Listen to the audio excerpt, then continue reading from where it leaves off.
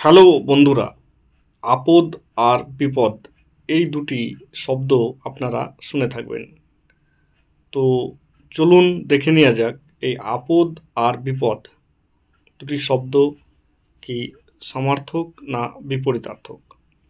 বঙ্গীয় শব্দকোষের আপদ আর বিপদ দুটির মধ্যে কি মিল আছে সেটা দেখে নেওয়া যাক। এটা দেখার আগে আমরা একটা গল্প শুনব। আপনারা বঙ্কিমচন্দ্র চট্টোপাধ্যায় মহাশয়ের নাম শুনে থাকবেন। তিনি একজন লেখক, সাহিত্যিক এবং ডেপুটি ম্যাজিস্ট্রেট ছিলেন। তো আগেকার দিনে যখন ডেপুটি ম্যাজিস্ট্রেট এর পরীক্ষা দেয়া হতো, তখন যেহেতু ব্রিটিশ আমল ছিল, তাই ব্রিটিশ কোনো অধিকারী বা ব্যক্তি এই পরীক্ষায় উত্তীর্ণ হওয়ার জন্য একটি পরীক্ষা নিতেন। তো বঙ্কিমচন্দ্র চট্টোপাধ্যায় মহাশয়ের সময়েও একজন ব্রিটিশ অধিকারী এই পরীক্ষা নিয়েছিল।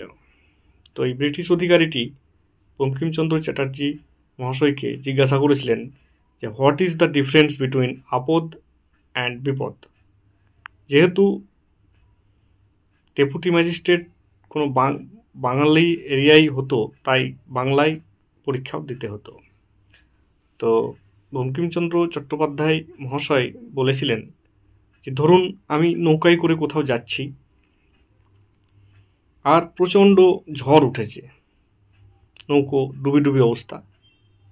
এই অবস্থাটাকে আমি বিপদ বলবো, যে বিপদ এসছে, নৌকা ডুবে যেতে পারে।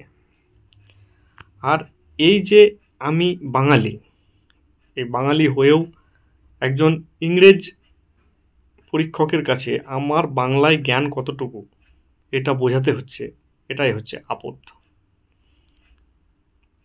তো আপদ আর বিপদের মধ্যে বঙ্গীয় শব্দকোষে কোনো পার্থক্য নেই, যেটা যাকেই আপদ বলে তাকেই বিপদ বলে।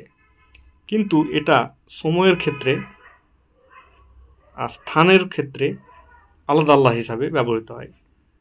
যেমন নৌকা ডুবি ডুবি অবস্থা, এটাকে আমরা বিপদ বলবো, বা আপনার কোনো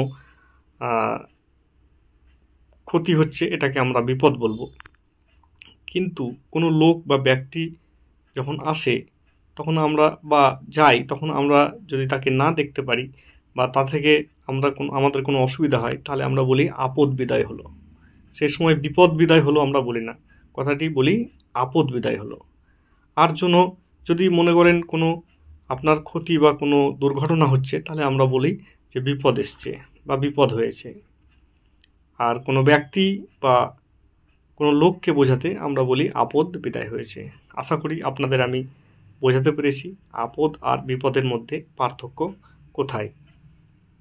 তো এই ধরনের বিভিন্ন বঙ্গীয় শব্দকোষ থেকে বিভিন্ন শব্দের মানে, অর্থ আপনাদের বোঝাতে আমি বিমল চ্যাটার্জি আপনাদের সাহায্য করব।